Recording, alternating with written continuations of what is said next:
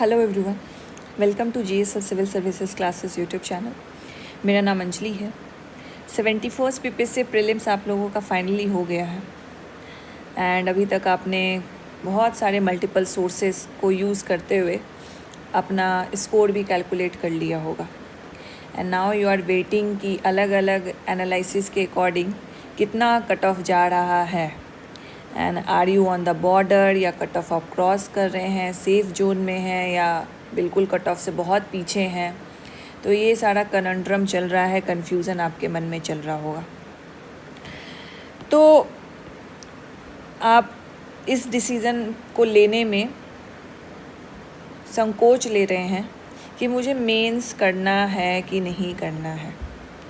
Cut off मान लीजिए x है, आपका उससे 5-10 नंबर पीछे आ रहा है या उससे 5-10 नंबर ज़्यादा आ रहा है। ये कट ऑफ बीपीएससी तो अभी रिलीज़ करने वाला नहीं है। तो जो भी पैटर्न है, कितने बच्चों ने एग्ज़ाम दिया, पेपर कैसा था, एक ट्रेंड जो एनालाइज करके अलग अलग सोर्सेज डाल रहे हैं कट ऑफ, उसके आधार पर आप ये डिसीज़न ले रहे हैं कि मेंस करें या नहीं करें। तो ये डिसीज़न मैं बताती हूँ कि आप को क्यों लेना चाहिए कि आप मेंस करें regardless of the cut off. Cut off आपका जो भी हो, स्कोर आपका जो भी हो, regardless of it you have to start the mains preparation right away. मैं बताती हूँ क्यों। ठीक है, तो जैसा टाइटल आपने देख लिया एंड इवन स्क्रीन पे दिख रहा है, इस वीडियो में हम एंड टू एंड पूरा चीज़, जितना भी कन्फ्यूज़न है सोर्सेज को लेके, पैटर्न को लेके, कैसे प्रिपरेशन करना है, सिलेबस, टॉपिक्स, सारे एंड टू एंड हम इसमें कवरेज करेंगे कि आपकी मेंस की स्ट्रैटेजी क्या होनी है, अभी से लेके आपको कब तक पढ़नी है मेंस। ठीक है, वो टेंटेटिव मंथ भी हम देखेंगे। तो कैसे आप ये से जो आगे 2-3 महीना है आपके पास, उसको आप फुल्ली यूटिलाइज कर सकते हैं for your mains preparation. And if you follow this strategy religiously, I can guarantee you will able to qualify the mains, even qualify the interview as well, क्योंकि इंटरव्यू का वेटेज कम होता है if you know. So mains में इतना अच्छा marks आ जाएगा आपका, इवन द इंटरव्यू ऊपर नीचे हो जाएगा, फिर भी you will be in the list. और इंटरव्यू भी अच्छा हो जाएगा, then you will be in the top 50, top 100। I can assure you that. तो जो मैं यहाँ पे स्ट्रैटेजी बता रही हूँ पूरी तरह साइंटिफिक है, मैंने उसे अटेम्प्ट किया है। और जो भी मेरे चैनल, रितेश सर के चैनल से जुड़े हैं, मेरी वीडियोस देखते हैं, दे नो कि मैं किस स्ट्रैटेजी के बारे में बात करने वाली हूँ। ठीक है, तो सबसे पहला तो आता है आपके पास दिमाग में कि आपके पास महीने कितने हैं आपको मेंस का जो प्रिपरेशन करना है। ऑब्वियसली हमारे पास 1 साल तो नहीं है। तो जब आप कैलेंडर, बीपीएससी का कैलेंडर देखोगे, देखो जब भी कुछ कन्फ्यूज़न होना तो बीपीएससी का जो ऑफिशियल नोटिफिकेशन, हमेशा उसको खोल के देख लो। तो जब बीपीएससी का कैलेंडर आप देखोगे तो you will get to know कि 71st बीपीएससी प्रीलिम्स का मेंस का डेट ही नहीं उन्होंने मेंशन किया है अपने एग्ज़ाम कैलेंडर में। तब हम लोग क्या करें, अब इसका तो डेट ही नहीं मेंशन है। सो हमें कितने मंथ्स को कंसिडर करते हुए मेंस को स्टार्ट करना है, ए बिग क्वेश्चन। तो हम क्या करेंगे, कुछ नहीं करेंगे। बीपीएससी ने जो प्रीवियस पैटर्न फॉलो किया है 70वीं के लिए, even for the 69th, even for the 68 BPSC, तो उसी को फॉलो कर लेंगे। हम देखेंगे कि प्रीवियस पैटर्न में प्री और मेंस के बीच का गैप कितना होता है। जस्ट उतना गैप को हम ले लेंगे, अपना एक टेंटेटिव मंथ्स ले लेंगे प्रिपरेशन का एंड अपना स्टार्ट कर देंगे कि मुझे इतने महीने में अपने प्रिपरेशन को कंप्लीट करना है। ठीक है, अगर इन बिटवीन, फॉर एग्जांपल बीच में ही बीपीएससी ने आपका हाफ जो आपने टाइम पीरियड था, उस टाइम पीरियड में आपका हाफ बीत गया और इसमें बीपीएससी ने बोला कि जो आपने टेंटेटिव डेट रखा था, मंथ्स रखा था, उससे 1 महीना बाद पोस्टपोन हो गया, डिले कर दिया उन्होंने, तो ऑब्वियसली 1 महीना और हमें एक्स्ट्रा मिल गया। तो जो टॉपिक्स हमने नहीं कर रखा या जिस टॉपिक्स पे या जिस सब्जेक्ट पे हमें ज़्यादा पकड़ करने की ज़रूरत है, हम उसको फिर ज़्यादा करेंगे। इवन ऐसा भी हो सकता है जो आपने टेंटेटिव मंथ्स रखा, मान लीजिए आपने 4 महीना रखा, बीपीएससी बोलता है मैं 3 ही महीना में लूँगा, तो ऑब्वियसली आपको फास्ट पेस करना होगा।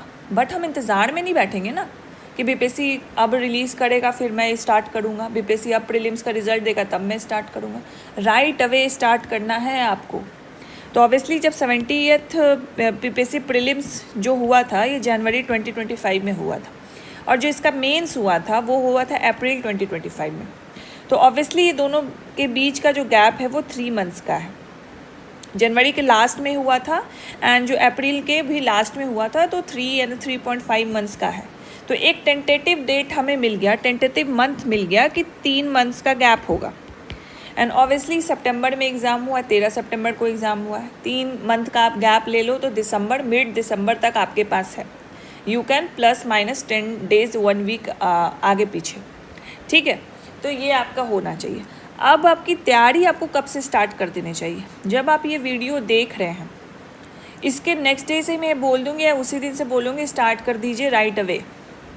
राइट अवे अगर आपको ब्रेक लेना है, you are little exhausted because of the prelims preparation, तो take a 2-3 days week break. लेकिन फिर उसके बाद जब लगेगा तो लगिए, ऐसा नहीं कि फिर 2 दिन का पढ़ाई करें और 2 दिन फिर ब्रेक ले लीजिए, अभी ले लीजिए 1 वीक का ब्रेक। लेकिन जब उसके बाद लगना है मेंस के लिए तो अच्छे से लगना है, ठीक है। एंड प्लीज़ एक गलती मत करिएगा, प्रीलिम्स का रिज़ल्ट का वेट नहीं करना है आपको कि प्रीलिम्स का रिज़ल्ट निकलेगा, मेरा होगा तब मैं मेंस प्रिपरेशन स्टार्ट करूँगा, नहीं होगा तो मैं नहीं करूँगा।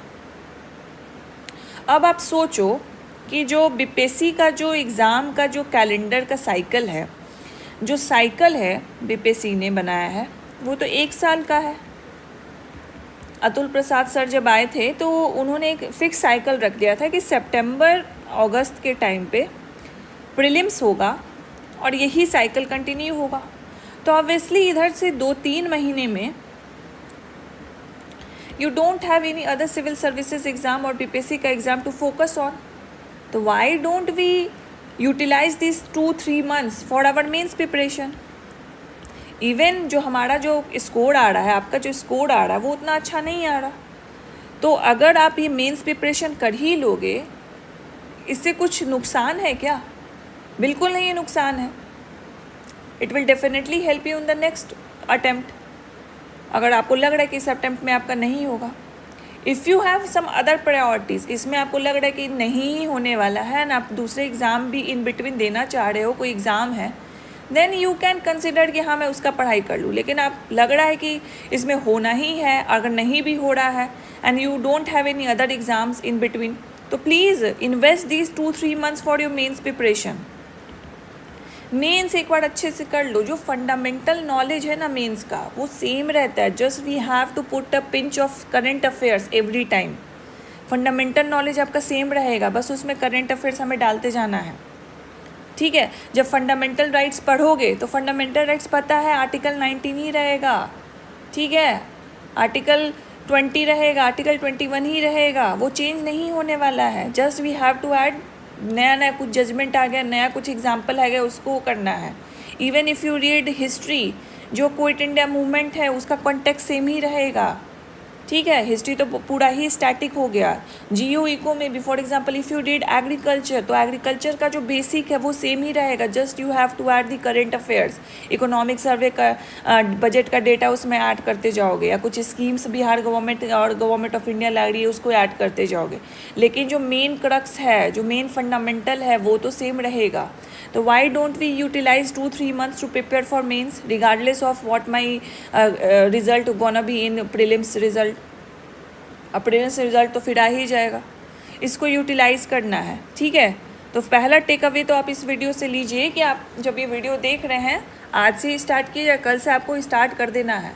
अगर आपको लग रहा है कि नहीं 1-2 दिन का 3-4 दिन का मुझे ब्रेक चाहिए, ठीक है, 3-4 दिन ब्रेक ले लीजिए, but after 3-4 days you have to start for the mains straight away. अब उसका बहाना नहीं लगाना है कि नहीं होगा, होगा नहीं होगा, इसका झमेला ही नहीं रखना है। I know it's not easy, जब पता हो कि हाँ मेरा नहीं होने वाला है, जब पता हो कि मैं बॉर्डर पे हूँ, जब पता हो कि आप बॉर्डर के क्रॉस भी हो, ठीक है, वो फीलिंग रहती है कि मेरा नहीं होगा। But even in that feeling also you have to prepare for mains. ये करना ही करना है, माइंड में बैठा लीजिए आपको। That's why I am repeating this so much, ठीक है। अब आपने ठान तो लिया कि आपको प्रिपरेशन करना है, मन बना लिया आपने। Regardless of your score, regardless of the cut-off analysis by different coaching centers, you have decided you're gonna prepare for the mains, for the 71st BPSC mains examination, which probably gonna held in the दिसंबर 2025, ठीक है, जो हमने tentative देखा है, जो previous PPSC के pattern पे देखा है. Now before starting for any preparation, इसी एग्जाम की मैं बात नहीं कर रही हूँ, any preparation, the prerequisites that you have to look for is the syllabus and the PYQ. Syllabus and PYQ आपको देखना ही देखना है. अब आप बोलोगे PYQ ही देखें, सिलेबस ही देख लेते हैं, तो चलिए सिलेबस ही देख लेते हैं आपके मन के लिए. तो ये मैंने ऑफिशियल सिलेबस निकाला है, बीपीएससी का ही सिलेबस है. तो इसमें आप देखो जनरल हिंदी है, ठीक है, ये तो क्वालिफाइंग है, हम पैटर्न पे बात करेंगे. अब GS पेपर 1, GS पेपर 2 है. अब 1 का देखो क्या है, modern history of India, Indian culture, current events of national international importance, statistical analysis, graph and diagram. तो इसमें 3 सेक्शन आपको दिख रहा है, modern history, Indian culture, current affairs and the DI. Next आप देखो डेटा इंटरप्रिटेशन में. बेसिकली GS 2 में देखो 3 सेक्शन है, Indian polity, Indian economy and geography of India, the role and impact of the science tech in the development of India. अब Indian polity एक section, दूसरा section GO and eco, तीसरा section क्या हो गया, साइंस टेक हो गया. अब ये तो सेक्शंस उन्होंने बता दी कि GS पेपर 1, GS पेपर 2 में क्या सेक्शन है. अब थोड़ा हम सिलेबस भी देख लेते कि मॉडर्न हिस्ट्री, करंट अफेयर्स और स्टैटिस्टिकल एनालिसिस में हमें करना ही क्या है. तो जब पहला पेपर 1 में देखोगे, modern history of India, Indian culture will cover the broad history of the country with special reference to Bihar from the middle of the 19th century. चलो इतना तो पता चला, middle of the 19th century से हमें इसको करना है, मतलब 1815 से हमें इसको करना है. The modern history of India will include question on the introduction expansion of the western education. यहाँ पर डायरेक्ट दे दिया, एक टॉपिक हमें मिल गया. It also have a question in the Bihar role in the freedom struggle of India. Freedom struggle पूरा ही है, तो हमें सारे में बिहार रोल को कवर करना है. Question will relate to Santhal uprising 1857 in Bihar, Birsa Munda Champaran Satyagraha, quit India movement 1942, सारा कुछ दे दिया. A knowledge of the chief features of the modern नेपाला आर्ट, पटना कलम, 3 आर्किटेक्चर के बारे में हमें पढ़ना है. It would also include questions on Gandhi, Tagore and Nehru. The part relating to statistical analysis, graph and diagram will include exercise to test the candidate ability to draw common sense conclusion from information presented in statistical, graphical, grammatical form to point out the deficiencies, limitation, inconsistency therein. ठीक है, ये पूरे graph का उन्होंने बात कर दिया. तो कहीं कहीं आप देखोगे हिस्ट्री का जो पार्ट है उसमें कुछ टॉपिक्स तो एटलीस्ट आपको 10 टॉपिक तो दे रखे हैं जो आपको करना है, बट इसके अलावा भी बहुत टॉपिक्स पूछते हैं, तो वो हमें कहाँ से पता चलेगा, सिलेबस से. अब चलो देखो, GS 2 में ज़्यादा सिग्निफिकेंस लगेगा PYQ का आपको. In paper 2 the part relating to Indian polity will include question on the political system in India including Bihar. Totally लिख दिया political system of India. Political system में सब कुछ आता है, यूनियन लेवल पे भी, स्टेट लेवल पे भी, ग्राउंड लेवल पे भी, इवन डिफरेंट पॉलिटिकल बॉडीज़, ठीक है, कॉन्स्टिट्यूशनल बॉडीज़, तो वो नहीं लिखा है इसमें. इन अ पार्ट बस हो गया, पॉलिटी कवर हो गया section. In the part pertaining to Indian economy and geography of India, question will put on the planning in India, the physical, economic, social geography of India and the Bihar. अब जियो eco वाले जो section है उसमें बस हमें 4 terminology मिल रही है, planning, physical, economic and social geography, that's it. ठीक है, इसी में हमें कवर करना है. अब इसे कुछ समझ में आ रहा है कौन सा टॉपिक कवर करना है? No, obviously no. तो क्या कहाँ देखना, PYQ देखना.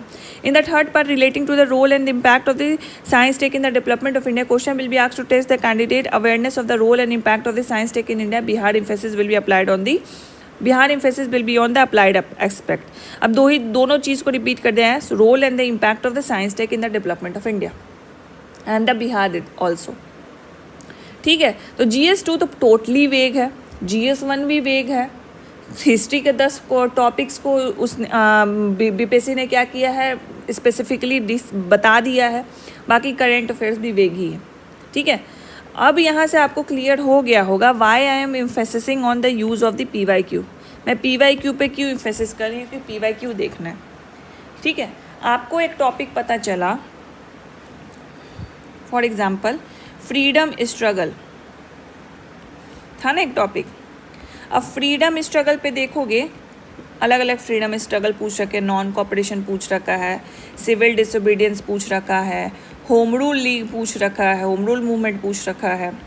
तो ये सारे टॉपिक्स तो उसमें नहीं दिया हुआ है, but we have to cover it. ठीक है, उसी तरह जब हमने आइडियोलॉजीज़ देखी, तो आइडियोलॉजीज़ में हमने 3 ही देखा, नेहरू, गांधी एंड टैगोर. बट आप जब आइडियोलॉजीज के क्वेश्चन देखोगे तो उसमें देखोगे कि लोहिया के बारे में भी है, सच्चिदानंद सिन्हा के बारे उनके आइडियोलॉजीज़ के बारे में है, सुभाष चंद्र बोस के आइडियोलॉजीज़ के बारे में है, अम्बेडकर के आइडियोलॉजीज़ के बारे में है। तो ऑब्वियसली हमें वो भी कवर करना है क्योंकि बीपीएससी ने तो पूछ रखा है।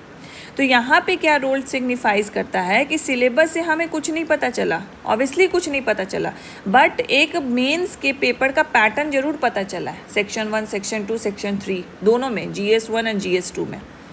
तो सिलेबस को पता करने के लिए we have to look the PYQ से हमें एग्जैक्ट पता चलेगा कौन कौन से टॉपिक्स पूछती है बीपीएससी ज़्यादातर। ठीक है, तो यही PYQ को यूज़ करके हम अपनी स्ट्रैटेजी को फॉर्मुलेट करेंगे, प्लान करेंगे, वही आपको फॉलो करना है। ठीक है, आपको ये ध्यान में रखना है कि आपके पास कितने मंथ्स हैं, 3 मंथ्स मैं लेके चल रही हूँ आपके पास है। ठीक है, अभी मैं 10 दिन इधर सितंबर का भी ले रही हूँ, अक्टूबर, नवंबर एंड दिसंबर का भी हाफ, मिड दिसंबर 20 दिसंबर तक मैं ले रही हूँ। ठीक है, अब उसी में आगे पीछे कुछ होगा तो हम अपनी अप्रोच को बदल देंगे। अगर डिले होगा तो थोड़ा हम लाइटर नोट पे ले लेंगे, अगर उससे पहले होगा तो हम बहुत अपना टाइट शेड्यूल रख लेंगे, जल्दी जल्दी कंप्लीट करेंगे, ज़्यादा आंसर राइटिंग करेंगे, तो वो अप्रोच धीरे धीरे वैरी हो जाएगा। बट एक टेंटेटिव मंथ है हमारे पास 3 मंथ्स।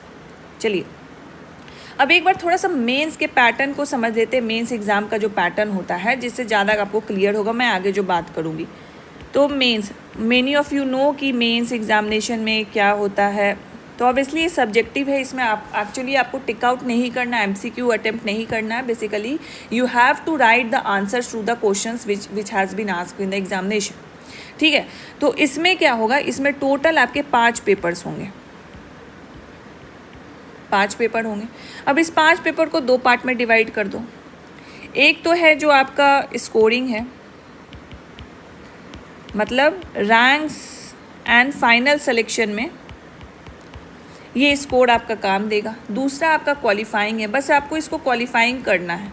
ठीक है, विथ 33% आपको लाना है, 40% लाना है। ऑलराइट, तो ये 2 पेपर है। 30% 40 मतलब 100 मार्क्स का अगर है तो उसमें 40 मार्क्स लाना है, देन यू आर क्वालिफाइड। फिर उसके बाद आपका पेपर उसका कोई यूज़ नहीं है, वो उसका फाइनल मार्क्स में आपका उसका स्कोर नहीं जुटेगा। ठीक है, अब जो स्कोरिंग पेपर है इसमें हम देखते हैं 3 पेपर है, GS 1, GS 2, ऐसे। अब इसमें जो है 2 पेपर है हमारा, हिंदी क्वालिफाइंग एंड ऑप्शनल। अब पहले क्या पैटर्न था, क्यों बदला गया, उस पर क्यों चर्चा करना, जो अभी पैटर्न है उस पर हम लोग डिस्कशन करेंगे।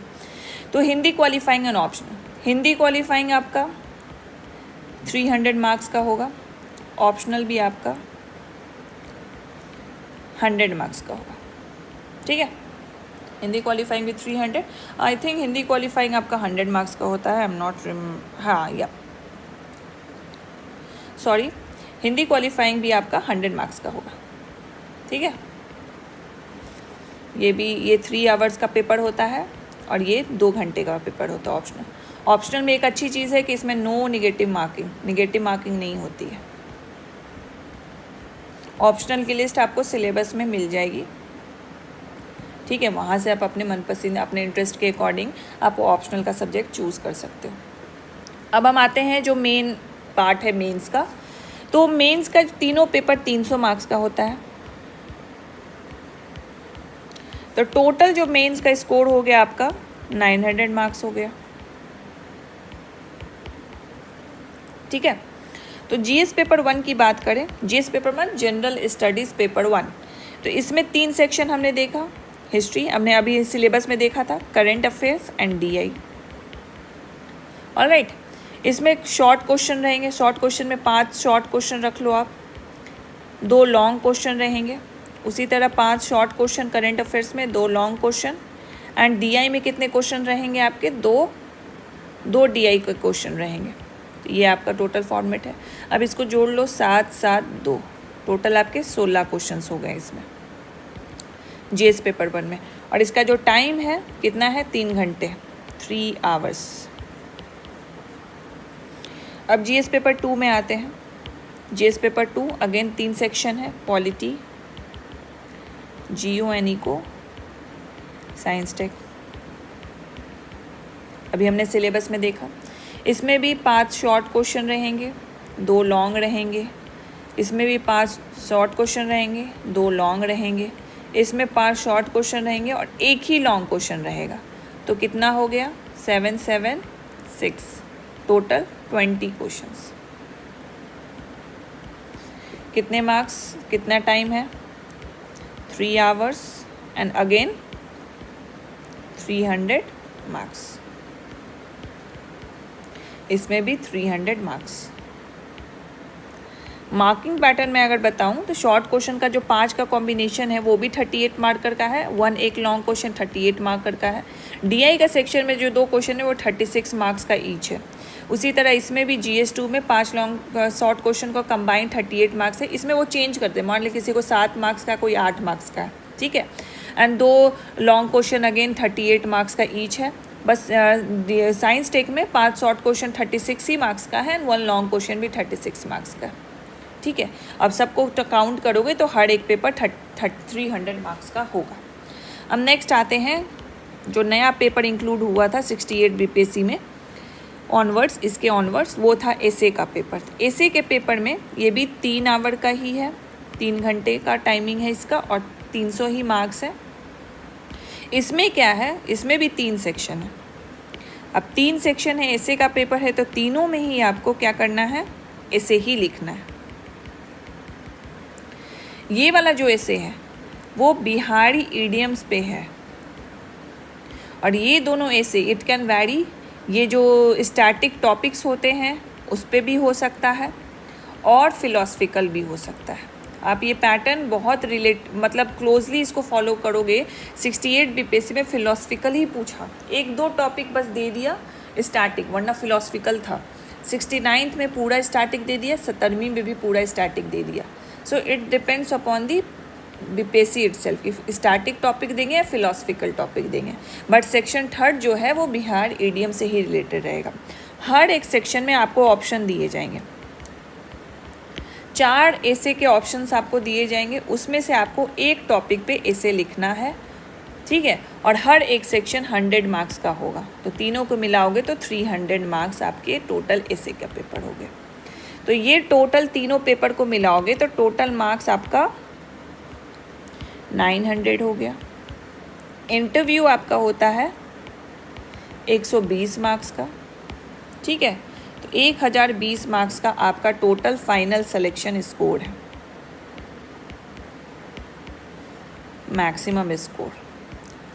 अब इसका आप रेशियो देख लो।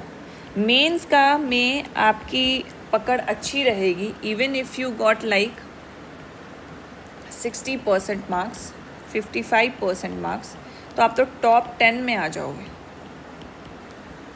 ठीक है, टॉप 10 में आ जाओगे।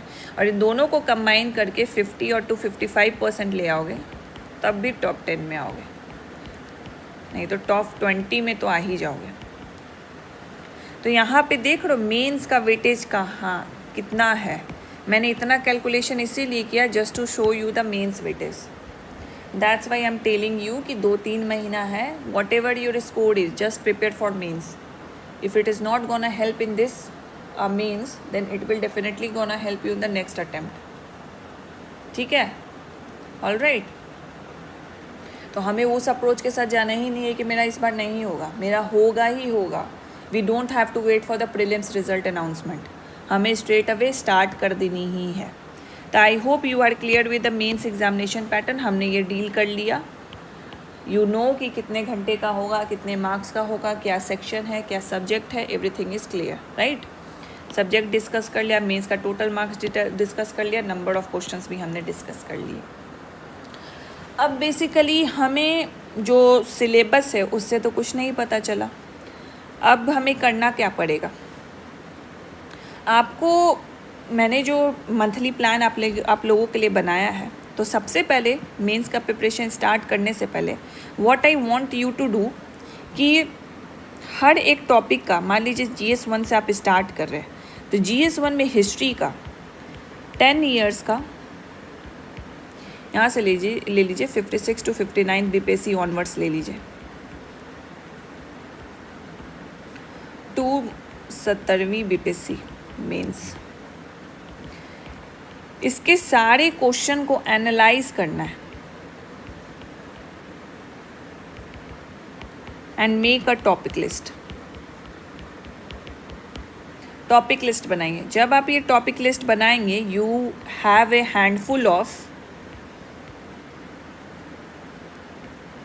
25 to 30 topics from each section. उससे ज़्यादा भी हो सकते हैं, ठीक है।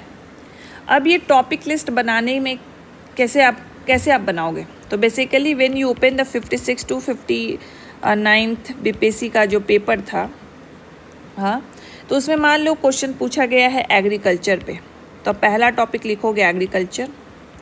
अब उस 56 to 59 वाले बीपीएससी में इस पे पूछा गया है प्रोडक्शन के ऊपर, तो आप यहीं पे लिख दोगे प्रोडक्शन एंड प्रोडक्टिविटी, और क्वेश्चन पूछा गया है तो ठीक है।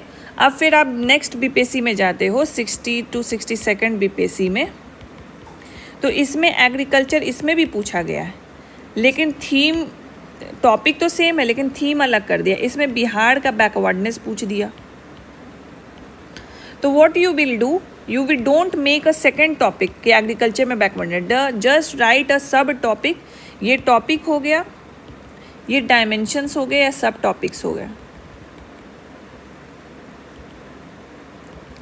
इसमें क्या लिखोगे? बिहार बैकवर्डनेस, ठीक है। फिर आप गए 63rd बीपीएससी, फिर एग्रीकल्चर आपको दिखा क्वेश्चन, ठीक है। अच्छा, I was discussing about the history part, okay चलो इसको हटा लो। हिस्ट्री नहीं, अब GS2 का GOE को देख रहे हो आप। इसमें देखे एग्रीकल्चर, फिर आपको इसमें यहाँ दिखा कि फार्मर इनकम्स के बारे में क्वेश्चन पूछ रखा है, देन सब टॉपिक में डाल दो फार्मर इनकम्स। तो समझ रहे हो, जब आप ये एग्रीकल्चर लेके बैठोगे तो you have the dimension, you have the sub topic कि मुझे आगे किस पे काम करना है। ये पता है आपको, मुझे इस पे काम करना है, इस पे मुझे नोट्स बनाने हैं, इससे रिलेटेड मुझे कंटेंट पढ़ना है। वरना agriculture is a very vast topic, उसमें क्या पढ़ना है पता ही नहीं चलेगा। चलो मैंने हिस्ट्री लिखा था, हिस्ट्री का भी देख लेते हैं। हिस्ट्री, मान लो हिस्ट्री में आप टॉपिक देख रहे हो, फॉर एग्जांपल कौन सा टॉपिक ले, 1857 रिवॉल्ट ही ले लेते हैं, बहुत इंपॉर्टेंट टॉपिक है, मेंस को कंसिडर करेंगे तो 1857 का रिवॉल्ट में जब 56 to 59, ये मैं इंस्टेंसेस बता रही हूँ, मे बी हर बीपीएससी के मेंस एग्जामिनेशन में 1857 से नहीं पूछा, हर बीपीएससी के मेंस एग्जाम में एग्रीकल्चर से नहीं पूछा। मैं एज एग्जाम्पल बता रही हूँ कि किस तरीके से आपको अपना एक टॉपिक का लिस्ट बना के प्रिपेयर करना है। तो 56 to 59 बीपीएससी एग्जामिनेशन में फॉर एग्जाम्पल आपको पूछा हो कि कॉन्ट्रीब्यूशन ऑफ बिहार, डायरेक्ट पूछ दिया होगा। नेक्स्ट में पूछा होगा कि 1857 रिवॉल्ट को the first war of independence भी बोलते हैं, तो पूछ दिया होगा 1857 फर्स्ट वॉर ऑफ इंडिपेंडेंस। फिर एक अलग से पूछ दिया होगा the role of Kunwar Singh, ठीक है। नेक्स्ट कुछ पूछा होगा कि the failure of 1857 revolt, challenges with 1857 revolt.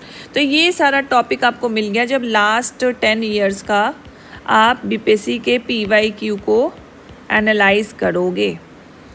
तो इस तरीके से आपको सेक्शन बाय सेक्शन, सेक्शन मतलब यहाँ सब्जेक्ट बाय सब्जेक्ट, आपको क्या करना है, you have to analyse the topic, topic analyse कीजिए, PYQ को एनालाइज कीजिए और अपनी एक टॉपिक लिस्ट बनाइए।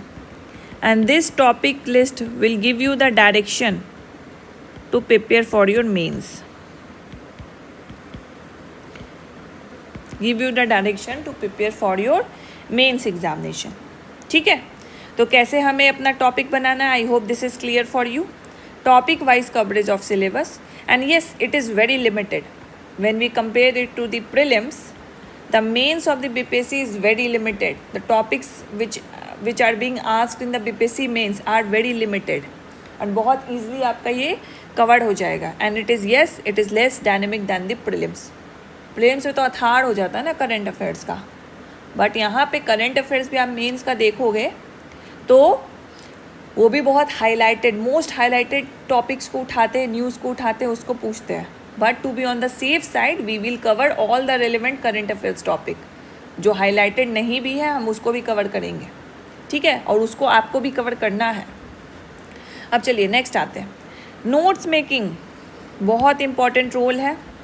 जैसे मैंने बताया, जब भी आप कोई कंटेंट पढ़ोगे, फॉर एग्जांपल किसी का मटेरियल ही पढ़ रहे हो, and even if you are reading from the internet as well, वहाँ कोई गवर्नमेंट की साइट है वहाँ से आप रीड कर रहे हो, तो जस्ट थिंक अबाउट इट कि जब आप रिवीजन करोगे will you visit that site again, कि वो साइट में फिर से जाऊँ, फिर से वो कंटेंट को खोजूँ और फिर से वहाँ रिवाइज करूँ, या जो मैंने मटेरियल से यूज़ किया है मैं क्या मटेरियल को फिर से उसको देखूँ, फिर से पढूँ.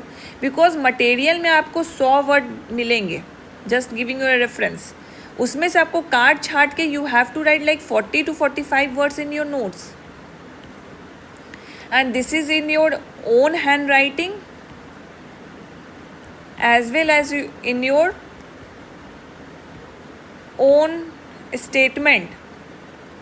जब खुद का लिखा हुआ, आप ही मुझे बताओ, जब आपका खुद का लिखा हुआ कोई नोट्स होता है, will you able to revise in like 5 minutes? उसको अगर मल्टीपल टाइम रिवाइज कर लिए होगे तो. अगर किसी दूसरे का लिखा हुआ है, कोई कोचिंग मटेरियल ही है, it will take lot more time then revising your own hand written notes. ठीक है, हैंड रिटन नहीं बनाना, if you preferred like PDF बनाना, डॉक बनाना, तो वो बना लो. But you have to concise the material that you are following. You have to concise the material that you are finding in the internet. उसको concise करके notes making करनी है. This is very fundamental in the mains preparation. Subject wise ही करना है. GS1 ले लो, GS1 के साथ GS2 भी कुछ पोर्शन ले लो और स्टार्ट कर दो. एंड बिलीव मी, कोई भी टॉपिक लोगे, the fundamental, the crux of the topic will be same. 5 साल 10 साल तक वही क्रक्स रहेगा. Just you have to add the current related facts. तो जब भी नोट्स बनाओ, हमेशा उस टॉपिक के लास्ट में एक ब्लैंक पन्ना छोड़ दो, so that whenever the current related facts you get related to that topic, you can directly add to the blank page that is left at the last of the each topics. ठीक है, तो current affair जैसे ही मिला हमने इस blank page पे लिख दिया. तो हमारा फंडामेंटल, हमारा जो जनरलाइज कॉन्सेप्ट है वो तो मेरा रेडी है. Just we have to substantiate with the current related facts. ठीक है, तो notes making is a very fundamental step, the factor which ensure your seat in the mains examination. Mains qualify करने में इंश्योर करता है ये. ठीक है, आंसर राइटिंग प्रैक्टिस पे हम बाद में आते हैं, उससे पहले हम और भी चीज़ें कवर कर लेते हैं. अब आते हैं यहाँ पे, बच्चे और भी परेशान हो जाते हैं ऑप्शनल एंड हिंदी के लिए. देखिए, जो हिंदी मीडियम के हैं उनके लिए तो Hindi is very quite easy. जो इंग्लिश मीडियम के, yes you have to give like इसको 20 दिन, लास्ट के 20 दिन के लिए इसको रख दो. ठीक है, जो जिनकी हिंदी बहुत ही पुअर है, जिनकी ठीक ठाक है, वो 10 दिन ही रखो. ठीक है, कुछ भी नहीं, बहुत सेलेक्टिव इसमें पढ़ना होता है, तो इसके लिए ज़्यादा टेंशन नहीं लेना है. फॉर द ऑप्शनल पार्ट मैंने बताया no negative marking is there. ठीक है, no negative marking is there, but the role of interview comes when it comes to optional. क्योंकि optional is like a main point, the main focus in the interview itself. वो पूछेंगे आपसे graduation कब किया, graduation का क्या subject है, optional क्या है, एंड ऑप्शनल से क्वेश्चन रहते हैं. तो just not for the mains examination but also for the interview you have to consider optional very precisely. But mains के लिए just look out the optional, जहाँ का MCQ आप ज़्यादा सॉल्व कर पाते हो. इंटरेस्ट को भूल जाओ, क्योंकि मेंस एग्जामिनेशन के बाद you have the ample amount of time जहाँ पे आप इंटरव्यू स्पेसिफिक ऑप्शनल का कवरेज कर लोगे. उतना डेप्थ में नहीं जाते वो. ठीक है, तो इसका उतना टेंशन नहीं लेना है. ऑप्शनल के लिए लास्ट 1 month इज इनफ, उसमें आप कवर कर लोगे. You will be able to score like 40% जो क्वालिफाइंग है. जितना रिक्वायर्ड है you will be able to score it. तो लास्ट 1 महीना रहेगा बेसिकली, मिड नवंबर से आप इस पे ध्यान देना, उससे पहले ध्यान देने की ज़रूरत नहीं है. Till then you will also find some confidence कि ऑप्शनल कौन सा चूज़ करना है, because you cover most of the topics of the GS1 and GS2. Even ऐसे, ठीक है। तो अब मैंने आपको क्या बताया, मैंने आपको बता दिया कि मंथ्स कितने हैं आपके पास। 3 महीना मैंने आपको दिया, 3.5 मंथ्स मैंने आपको दिया। उसमें आपकी क्या मंथली प्लानिंग होनी चाहिए, कैसे आप सिलेबस को लेके चलोगे, कैसे कवरेज करोगे। बिकॉज 3 महीना इज़ नॉट लाइक 3 डेज़। यहाँ पे डेली कोई वीडियो नहीं आने वाली, डेली मैं आपको मोटिवेट नहीं करने वाली, या डेली कोई आपको मोटिवेट नहीं करने वाला। The motivation should come from internal motivation आना चाहिए। और ये इंटरनल मोटिवेशन जब आएगा when you see you are covering the syllabus मेरा कवर हो रहा है, you will feel the motivation to cover more. ज़्यादा से ज़्यादा मैं सिलेबस कवरेज कर लूँ, तभी वो मोटिवेशन आएगा। That's why I have precisely make the plan for the monthly wise मैंने बहुत प्रिसाइजली प्लान बनाया है आपको ओवरऑल, ठीक है। फिर आपको इसको फॉलो करना है। तो मैं लास्ट सितंबर में लास्ट 10 दिन ले रही हूँ आपसे। 13 सितंबर को एग्ज़ाम हुआ, 20 सितंबर से I would want you to start preparing for the mains. Straight away mains के लिए प्रिपेयर कीजिए। 7 दिन आपने मस्ती कर लिया, वेब सीरीज़ देख ली, मूवीज़ देख ली, थोड़ा रिलैक्स कर लिया। 20 सितंबर से यू हैव टू स्टार्ट। तो इसमें कुछ नहीं करना, you have to do the analysis and create topics. Dimension कितना माइन्यूट से माइन्यूट डायमेंशंस तोड़ सकते हो पीवाई को देख के, जस्ट डू दैट। 10 दिन अगर जल्दी हो जाता है देन इसके कुछ पार्ट, अक्टूबर के कुछ पार्ट आप सितंबर से स्टार्ट कर सकते हो। एंड जो लोग हमसे जुड़ेंगे तो ये एनालिसिस तो हम ही क्रिएट करके दे देंगे। फिर भी I want you to do the dimensions खुद से करके, क्योंकि खुद से करने में जो एक्सरसाइज ब्रेन करता है वो इंटरलिंकिंग डेवलप करता है, ठीक है। तो इसीलिए खुद से करने में मैं ज़्यादा इम्फेसिस करती हूँ। फिर अक्टूबर से द मेन गेम स्टार्ट। अक्टूबर में आपको GS1 का हिस्ट्री और GS2 का जियो इको करना है।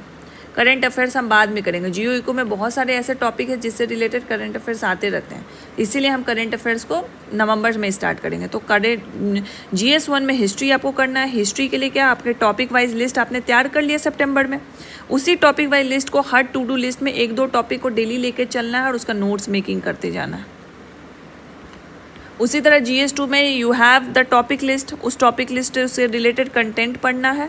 सोर्सेज पे हम आएंगे अभी, एंड उसका नोट्स मेकिंग करते जाना है, ठीक है।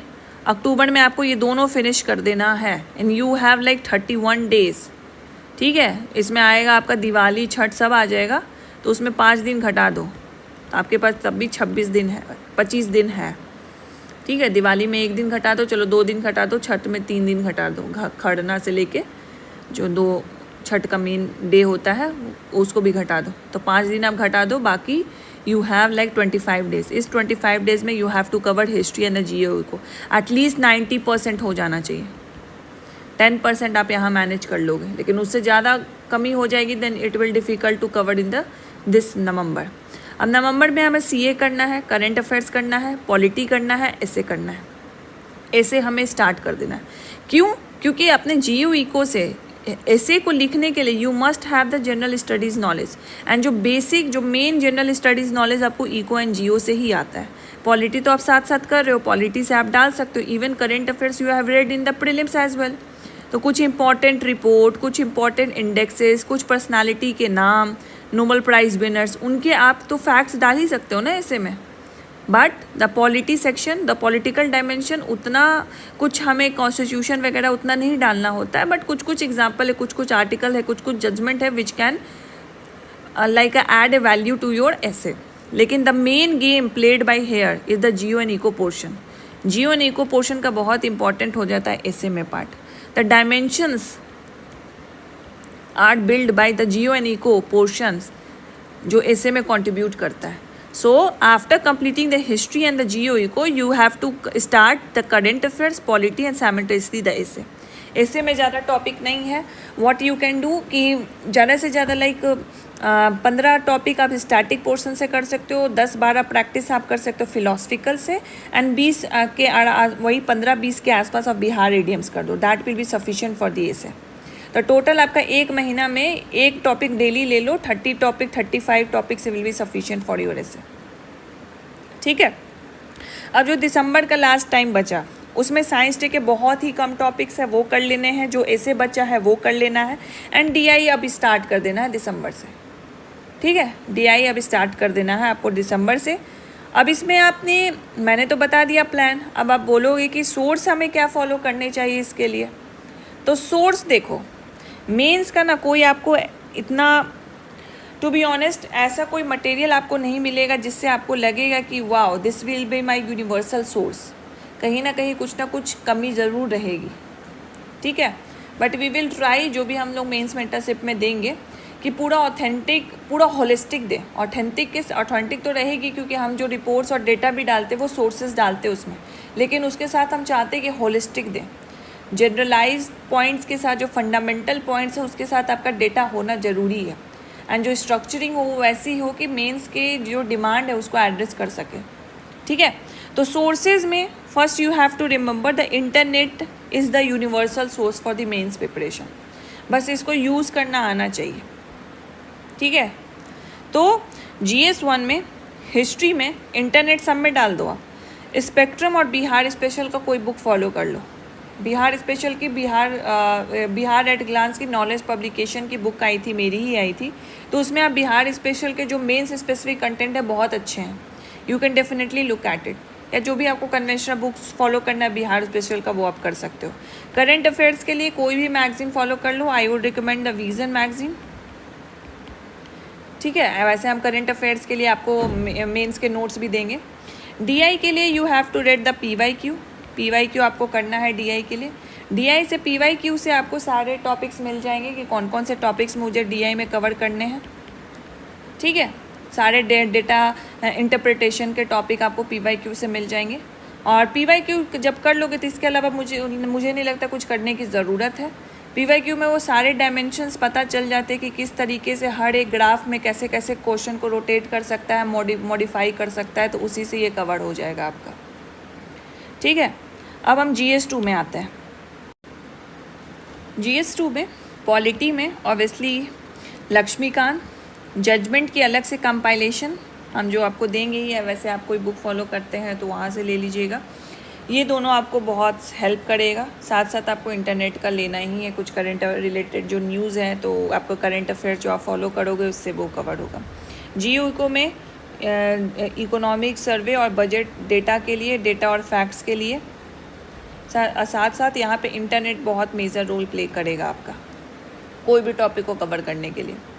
कोई ऐसे मतलब मेन से रिलेटेड कोई ऐसा सोर्स या मटेरियल अवेलेबल नहीं होता है, लेकिन इंटरनेट यहाँ पे आपका काफ़ी ज़्यादा हेल्प करेगा। बाकी जो मेंस मेंटरशिप में जुड़ेंगे ही उनको हम इसका नोट्स भी हम लोग देंगे, जो भी सब्जेक्ट है उसका नोट्स देंगे, होलिस्टिक प्रिपेयर करके देंगे। Science tech again current affair से इसका डील हो जाएगा। टॉपिक जो करना है आपको, साथ साथ जो कंटेंट है वो भी करंट अफेयर से डील होगा। ऐसे पे आते हैं।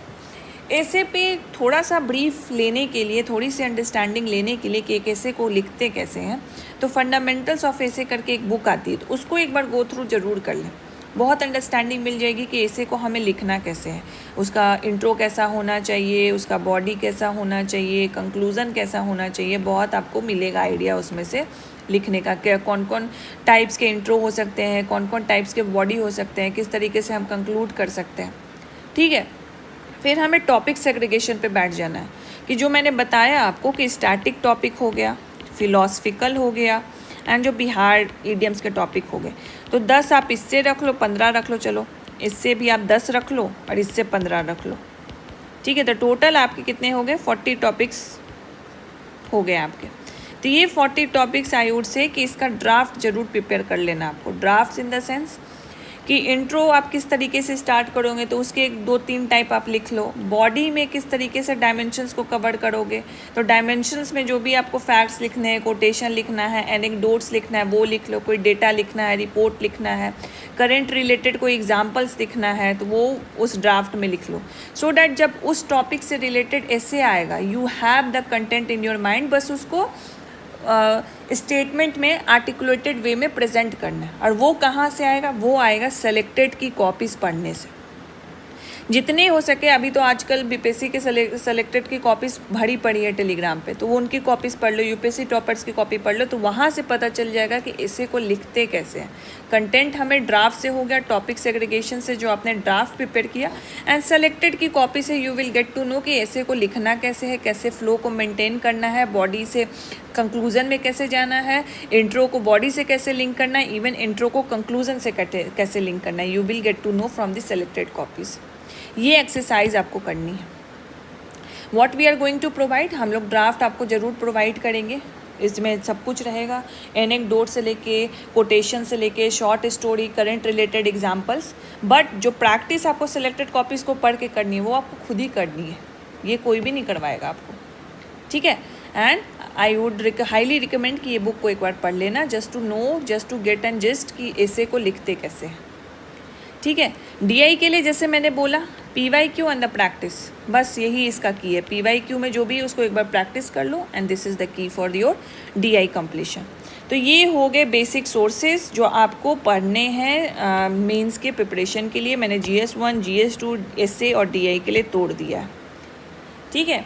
और 1 महीना पहले आप ऑप्शनल और हिंदी क्वालिफाइंग को स्टार्ट कर सकते हो। ऑप्शनल को 1 महीना पहले, हिंदी क्वालिफाइंग को 10 दिन 15 दिन पहले भी स्टार्ट करोगे, you will be able to qualify it with the 40% marks which is required. All right, so just read it, follow this plan, you will make it this time. And I'm not saying for the sake of this video, I'm not saying for the sake of any courses, I'm saying because I honestly feel this plan is holistic and comprehensive enough. कोई भी नहीं रोक सकता आपको mains qualify करने से, कोई भी नहीं। मेंस क्वालिफाई का you will be in the PDF, you will be in the final list, and if you have done the answer writing practice like the way I have told you, उसके बारे में बात अभी नहीं की है हमने, बस कर लिया, you will be in the top 50, I can guarantee। मैंने बहुत के ऐसे पेपर देखे हैं कि क्या भी लिख दिए हैं फिर भी वो सेलेक्ट हो गए हैं, ठीक है। आई ऑनेस्टली फील दैट, इतना कर लो, you will be in the top 50, I assure you, ठीक है। तो follow this plan, you will definitely make this time, not only make this time, you will be in within top 50, top 100, ठीक है। And magic mantra क्या है, answer writing practice along with revision. सिर्फ answer writing practice से भी नहीं होगा, सिर्फ रिवीजन से भी नहीं होगा। रिवीजन से रिकॉलिंग अच्छी होगी आपकी, जैसे ही रिकॉलिंग अच्छी होगी ये स्पीड देगा आपको, just to write faster answers. And answer writing practice से द फॉर्मेटिंग कैसे करनी है आंसर की, कंसाइज स्टेटमेंट्स कैसे लिखने हैं, कंटेंट को डायग्राम में कैसे कन्वर्ट करना है, आपने जो कंटेंट पढ़ा है वो होलिस्टिक पढ़ा है, उसको मोल्ड कैसे करना है according to the demand of the question. This only comes with the answer writing practice. इसका कोई और जादू मंत्र है ही नहीं, सिर्फ आंसर राइटिंग प्रैक्टिस से ही ये आएगा। But for answer writing practice you must have some content in your mind, और वो कंटेंट कहाँ से आएगा, वो आएगा रिवीजन से। जितना रिवीजन रहेगा उतना दिमाग में रिटेन रहेगा, और जितना रिटेन रहेगा उतना फास्ट रिकॉलिंग होगा। जितना फास्ट रिकॉलिंग होता उतना जल्दी आप आंसर राइटिंग करोगे। पेस बढ़ना चाहिए, क्योंकि मैंने क्या बताया आपको कि 20 questions you have to write in 3 hours for the GS2 and 16 question including 2 questions of DI you have to write in the GS1 paper. तो ये completion is very important in the mains examination. एक क्वेश्चन छोटा मतलब it will be a blunder for you, तो क्वेश्चन तो छोड़ना ही नहीं है, it is out of subject, है ही नहीं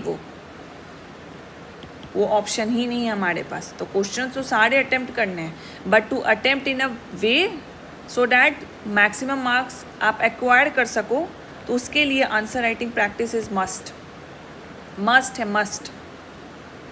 ऑल राइट, तो ये था ओवरऑल मेंस के प्रिपरेशन की स्ट्रैटेजी 71st बीपीएससी प्रीलिम्स के लिए। एक एक्सपेक्ट जो छूट गया, answer writing practice. Answer writing practice जब आप स्टार्ट करोगे, इधर का 10 दिन इधर का 15 दिन, सितंबर से आप जब स्टार्ट कर रहे हो एनालिसिस करना, एंड देन उसके बाद जब आप मूव करोगे, let me change the colour जिससे पता चले आपको what I am trying to say, green कर लेते हैं, ठीक है। तो जब आप यहाँ पे स्टार्ट करोगे 10 दिन, obviously you don't have content to write, even in 15 days of October you don't have content to write. तो आई वुड सजेस्ट कि 10 दिन बिता लो, थोड़ा सिलेबस कवर कर लो हिस्ट्री एंड जियो का। फिर उसके बाद जो टॉपिक आपने पढ़ा है, ठीक है, वो टॉपिक का डायमेंशंस तो आपने PYQ से लिया ना, तो जिस PYQ से आपने डायमेंशन लेके वो कंटेंट बनाया, नोट्स बनाया, उसी PYQ को आप अटेम्प्ट करो, और कुछ नहीं करना है, जस्ट अटेम्प्ट इट।